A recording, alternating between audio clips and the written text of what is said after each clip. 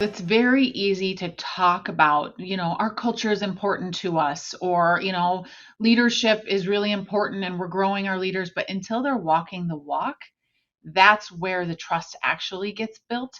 So, what happened during the pandemic that we stood back and thought, this is good, this is a silver lining to the pandemic, is it leveled the playing field.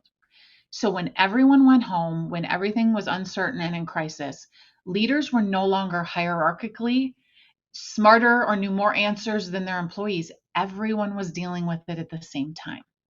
And so what we saw happen was this division of leaders. You saw leaders that got in it with their people, like vulnerable, like I'm scared too. I don't know what we're doing next. Like I know there's a lot of uncertainty. They got real.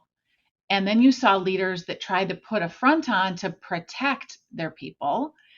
And those leaders lost a lot of trust.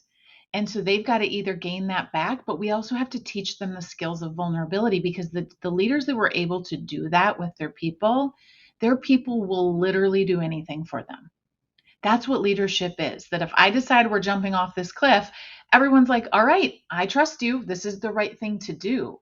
And in a lot of our organizations, we have that trust deficit that's happening.